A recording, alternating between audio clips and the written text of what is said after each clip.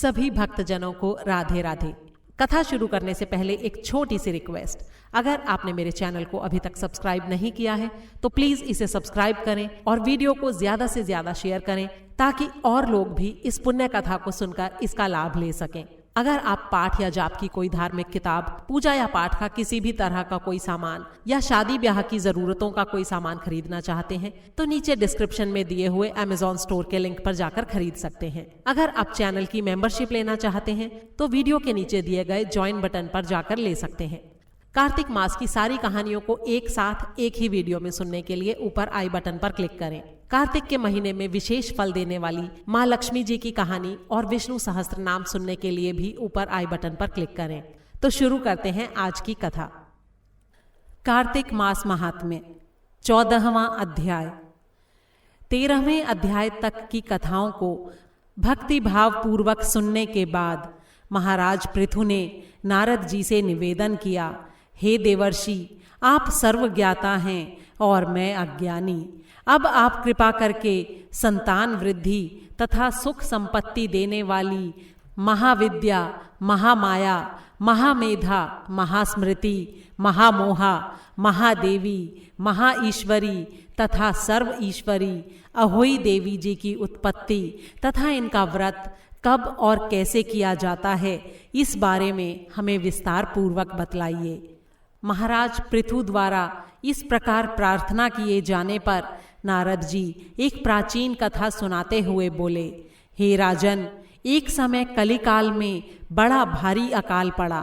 भीषण अकाल और महामारी फैलने से अनेकों व्यक्तियों की अकाल मृत्यु हो गई। तब सब लोग इस विपत्ति से छुटकारा पाने का उपाय सोचने लगे। अंत में निश्चय करके कार्तिक कृष्णा सप्तमी को सबने व्रत रखा। व्रत के प्रभाव से शाम के समय चामुंडा देवी हाथ में नरमुंड लिए प्रकट होकर कहने लगीं, मैं रुद्र सहित विहार करने के लिए यहाँ आई हूँ, लेकिन सारे संसार में पाप छाया हुआ है। ब्राह्मण वेदहीन, क्षत्रिय सामर्थ्यहीन और वैश्य और शूद्र धर्महीन हो गए हैं। स्त्रियों ने पतिव्रत धर्म छोड़ दिया है, इसलिए सभी लोगों को अहोई का व्रत करना चाहिए। कार्तिक कृष्णा सप्तमी तथा अष्टमी को केवल रोगियों को छोड़कर शेष सभी स्त्री पुरुष सारे दिन भोजन न करके सायंकाल को अहोई देवी का पूजन करें। मेरा ही नाम अहोई देवी है, इसलिए सभी व्यक्ति अहोई पूजन को मेरा ही पूजन मानकर पूरे भक्ति भाव के साथ करें। अहोई अष्टमी पूजन का विधान बताते हुए चामुंडा देवी ने कहा, सभी व्यक्ति अपने घरों को गोबर और मिट्टी से लीप कर साफ करें। फिर काला, पीला, हरा तथा लाल इन 4 रंगों से द्वार पर मेरी मूर्ति बनाएं और स्वादिष्ट पकवान बनाकर मेरी पूजा करें। जब चामुंडा देवी ये कह रही थीं, तभी एक धीवर की स्त्री बोली, हे माता, हम नीच लोगों का कर्तव्य भी बतलाएं। तब देवी ने कहा, तुम लोग भी मेरे भक्त हो, इसलिए सब लोग मेरा पूजन करके जब तुम्हारी संतानों को पूजेंगे तभी उनकी पूजा सफल होगी। मेरी पूजा के बाद कुम्हारिन और मालिन की भी पूजा होगी। इतना कहकर देवी वहां से अंतर्ध्यान हो गईं। सभी व्यक्तियों ने चामुंडा देवी के कहे अनुसार व्रत और पूजन किया। इससे सबके संकट दूर हो गए और सारा संसार सुखपूर्वक रहने लगा। अहोई अष्टमी की कथा सुनने के पश्चात राजा पृथु ने नारद जी से पूछा, हे ऋषिवर, महीनों में कार्तिक और तिथियों में एकादशी को सर्वश्रेष्ठ क्यों माना गया है, कृपा करके बतलाइए। तब नारद जी ने कहा, हे राजन, एक बार यही प्रश्न सत्यभामा जी ने भगवान कृष्ण से पूछा था। भगवान कृष्ण ने जो उत्तर सत्यभामा को दिया था वही मैं तुमसे कहता हूँ, ध्यानपूर्वक सुनो। एक समय सत्यभामा जी ने श्री कृष्ण जी से पूछा, हे प्राणनाथ, जब सभी मास और तिथियां बराबर हैं तब कार्तिक मास और एकादशी तिथि को सर्वोत्तम क्यों माना गया है। तब श्री कृष्ण जी ने कहा, हे प्रिय, शंख नाम का एक दैत्य समुद्र का पुत्र था। वो दैत्य इतना बलवान था कि उसने इंद्र आदि देवताओं को स्वर्ग से निकालकर उनका स्थान स्वयं ले लिया। सब देवता उससे भयभीत होकर अपने बाल बच्चों सहित पर्वतों की गुफाओं में चले गए। वो दैत्य सोचने लगा कि मैंने देवताओं का स्थान तो ले लिया, लेकिन उन्हें जीता नहीं गया है।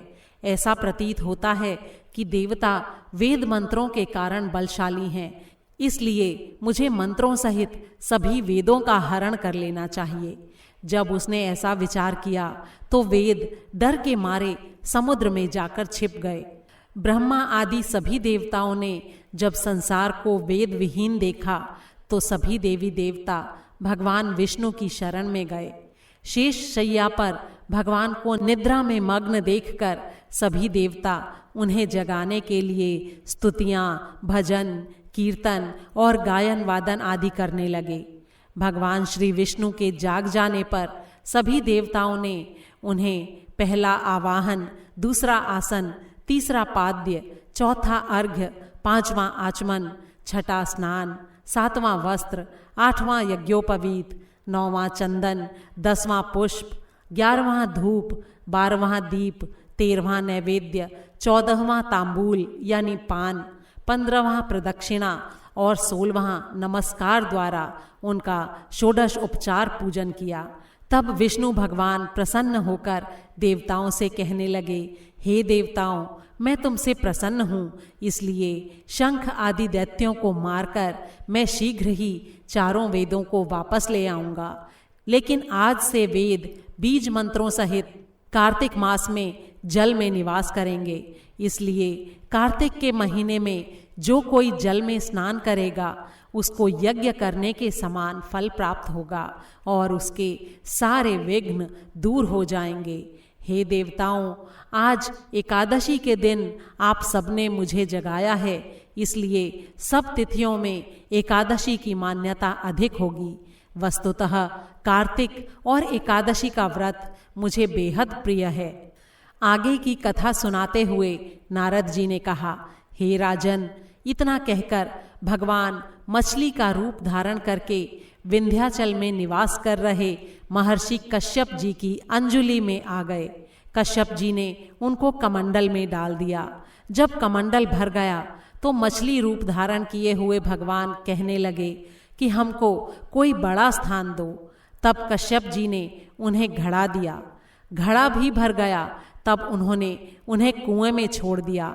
लेकिन भगवान मत्स्य रूप में तेजी से बढ़ते गए, इसलिए कश्यप जी ने उनको अंत में समुद्र में डाल दिया। भगवान ने एक अत्यंत विशाल मछली का रूप धारण करके दैत्यराज शंखासुर का वध कर दिया। शंखासुर का वध करने के पश्चात भगवान अपना मत्स्य रूप त्याग कर विश्राम करने के लिए बद्री नारायण चले गए। वहाँ भगवान ने देवताओं से कहा, हमने शंखासुर को मार दिया है, इसलिए ऋषि और मुनि जाकर समुद्र के अंदर से वेदों को ढूंढ लाएं। तब तक देवताओं सहित प्रयाग में मेरा निवास रहेगा। तब ऋषियों ने अपने तपोबल के द्वारा समुद्र में से वेदों के 6 अंगों छंद, व्याकरण, कोश, वैद्यक, ज्योतिष तथा स्मृति को ढूंढ निकाला।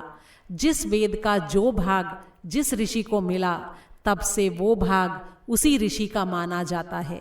इसके बाद सारे ऋषि ब्रह्मादि देवताओं सहित प्रयाग आए और उन्होंने वहाँ पर अश्वमेध यज्ञ किया। इसीलिए प्रयाग को तीर्थों का राजा कहा जाता है। प्रयागराज में स्नान, दान और यज्ञ आदि करने वालों के जन्म जन्मांतर के पाप समूल नष्ट हो जाते हैं और वे मोक्ष के अधिकारी बन जाते हैं, इसमें कोई संदेह नहीं है। बोल श्री विष्णु भगवान की जय। 14वां अध्याय समाप्त हुआ। कार्तिक मास महात्म्य 15वां अध्याय।